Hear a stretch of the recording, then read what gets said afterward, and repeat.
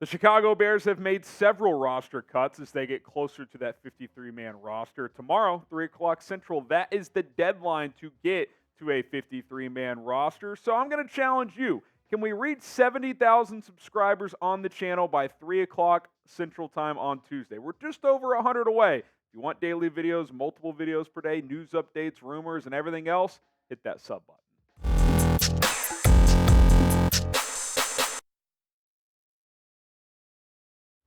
I'm Harrison Graham. Let's kick things off with the notable player here getting cut. That is Daurice Fountain as the Bears are moving on here. I certainly think a potential practice squad candidate if he were to clear waivers.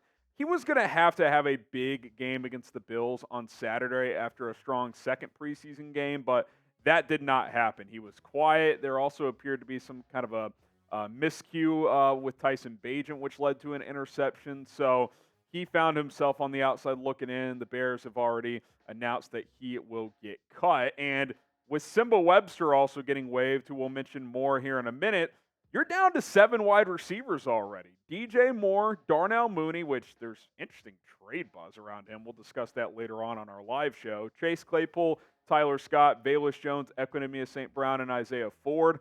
I think Ford likely gets cut, and then you've got your 6 receivers. If I had to guess, it'll be those first 6 on your screen. Bravvion Roy also cut loose after the Bears claimed him earlier on during training camp. They are moving on from the veteran fourth-year defensive tackle, and we didn't see much from him, right? I think it was certainly a worthwhile claim. Not much risk because now you cut him and the money comes off your books with Bravvion Roy. So certainly worthwhile for a former draft pick with Carolina. Now, obviously, things starting to lighten up on this defensive line for Chicago as some other guys have been cut as well. We'll discuss that here in a moment. We'll have a full list for you. But I think the defensive tackle position is pretty simple, right? It's going to be Andrew Billings, Justin Jones, Javon Dexter, Zach Pickens as your 4. Maybe Travis Bell makes the 53. I think he's likely a practice squad guy, but we'll go from there and see what happens next. So Bravvion Roy, who, when they picked him up, I was like, okay, intriguing measurables as a run stuffer. Had played a little bit with Carolina, but did not work out. Couldn't find a way to push up the depth chart. A lot of offensive line moves, and we'll highlight Kellen Diesch here just a little bit before we briefly hit on some other ones. He is getting waived per Brad Biggs as well. He spent last season on the practice squad, so I think probably a potential practice squad candidate to return there as well. I think there's still some developmental stuff with him that I like, but not enough to make the 53. And I think when you look big picture now with this offensive line, there's going to be some maneuvering here, I think, with the amount of cuts that have already taken place. A lot of guys that are banged up still with Tevin Jenkins and Darnell Wright. Obviously, Whitehair and Lucas Patrick and Nate Davis have been in and out as well. I fully expect Ryan Poles to either sign a free agent on the offensive line or certainly claim 1 or 2 after roster cut down day tomorrow at 3 o'clock Central Time because it's clear the depth of this group has been tested up to this point. Do the Bears need to add some offensive line help? What do you think? Type Y for yes, or you can type in for no. I think it's pretty clear that they need to, so I'm going to type my Y for yes. So here's where we sit right now. Updated Bears cuts tracker starting with yesterday. Of course, P.J. Walker, we highlighted him and Alex Leatherwood on a video last night. Go check that out if you haven't. We'll have more on them in a moment as well. Daurice Fountain, Nsimba Webster, I think 2 practice squad candidates. Lochlan Pitts gets cut loose, the tight end who hopped on the team early on in training camp. Gabe Huoy was released with an injury designation. If he clears, he'll probably return to IR for the Bears. Kellen Diesch, Logan Stenberg, another player they claimed earlier on in camp, he was also cut loose as 5 offensive linemen have been waived, as Bobby Haskins was also waived by Chicago. Davion Taylor, veteran linebacker, he doesn't make the cut as he was waived earlier today. We mentioned Bravvion Roy. Andrew Brown, another defensive lineman there. Michael Ojemudia, who played pretty well in the preseason finale. I'd like to see him return to the practice squad if he clears. And then DeAnthony Jones as well, a player that I certainly like what I saw, the UDFA out of Houston during the preseason.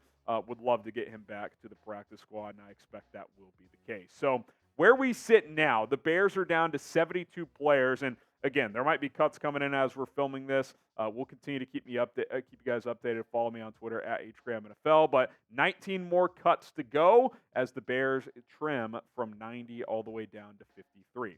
Want to talk a little bit more about P.J. Walker and Alex Leatherwood and kind of Ryan Poles' thinking as we go here. But first, let's tell you about our sportsbook partner. That is BetUS. Chatsports.com/Bears, promo code BEARDOWN. The Bears are 1.5-point favorites against the Packers in Week 1 at Soldier Field. That stadium's going to be bumping, so if you feel good about the Bears covering and winning that game, put your money where your mouth is. Chatsports.com/Bears. Put down $100. Use the promo code BEARDOWN. They'll give you $125 for free.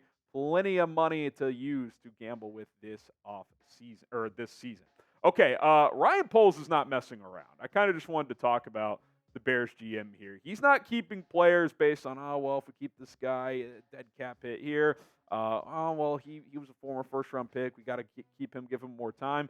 That's clearly not the case, right? Because they gave P.J. Walker over $2 million guaranteed, and they said, nope, you didn't earn it, man. We're going to move on. Now, had he been given like $8 million guaranteed, sure, that might be a different situation. But a lot of GMs might sit there and be like, okay, he's a vet, just hasn't clicked yet. We're going to give it more time. We're going to keep him. And the Bears said, you know what? You got to earn it, and you haven't. And I think that's a good way to set a standard as a young football team. And P.J. Walker's no idiot. Here's what he had to say after the Bills game. He said, I ain't a fool. I can read the room. I know what it is. It's a business, and if you ain't performing, you ain't going to be able to play. So for me, it's just go out there, perform at a high level, or you don't play. That's what it is. He took the words out of my mouth. You either perform or you hit the road, and that's what happened. Walker knew what was happening. He wasn't playing well. It was bad in practice. It was slightly better in the final preseason game, but he didn't get in until the fourth quarter when it's like all guys who are going to be working at Best Buy next week. Like, he knew what was happening. When Tyson Beck stepped in for Justin Fields in the second quarter, to me, that spoke volumes. Now, in my 53-man roster projection I put out yesterday, I still had them keeping Walker as a third quarterback, but kudos to the Bears for letting this competition play out. They have not officially cut Nathan Peterman. My expectation is that they will, and that he will be on the practice squad, but at this point in time, it appears that Tyson Beck is QB2, and he earned that. The only question was whether or not they would keep a veteran on the 53. I guess they could keep Peterman on the 53, but I don't think he's in danger of getting claimed by another team. You could easily cut him and get him to the practice squad, just like last season. Now, do you trust Tyson Beck as QB2? Type T for trust or type D for don't.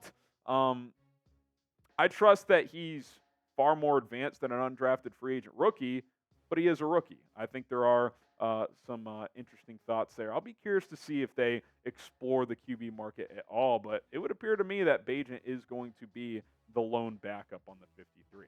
And then Alex Leatherwood as well. And again, we broke down these cuts yesterday with more thoughts, but the Bears are going to have to carry a $4.59 million dead cap hit this year. Now, he'll be completely off the books after this year. And look, Ryan Poles and the staff, they took a chance. They took a swing when the Raiders cut him, said, hey, this guy went first round last year. This roster was in a bad place. Hey, let's take a swing on a first-round talent. And obviously it didn't work out. I thought there were some minor improvements that I saw during the preseason, but never did I see a guy that was going to be a starter. And with the center position, a lot of guys being injured, the Bears may have to opt to keep a guy like Dieter Eiselen on the initial 53 because he's got the ability to play center where Alex Leatherwood does not. So if he doesn't get claimed, you'll be on the hook for that $4.6 million. And if he does, then hey, cool, you don't owe the money. Maybe bring him back to the practice squad if you want to continue to try to develop him. But the Bears have had him in their building for a year, and they're moving on here. I think that kind of tells the story there that he's just kind of a bust at this point in time. So P.J. Walker, Alex Leatherwood, out the door like we mentioned, and I think it sends the right message. If you're not performing, the Bears aren't going to keep you. Like, kudos to Poles and Flus for setting standards. Like, hey, just because we gave P.J. Walker $2 million, we'll acknowledge that didn't work out and was probably a mistake, and we're just going to cut him because we have another guy in the building that's playing better than him, and that's Tyson Beck. So same thing with Leatherwood. They claimed him. They knew the dead cap hit would be over $4.5 million. Sorry, man, you're like the 10th lineman on the team. We're moving on. So, it's put up or show up, or put up or shut up. Otherwise, you could be packing your bags. Who gets cut next? Again, 19 more cuts to go. And before we sign off here, let me just make sure there's no new cuts. Not seeing any here, so I'm sure one will fly in as soon as we sign off on this video. But let us know who you guys think will get cut next. And be sure to subscribe. I think Rolly and I are still going to be live here in a few hours, so join us for that. My name is Harrison Graham. Bear down. We'll talk to you soon.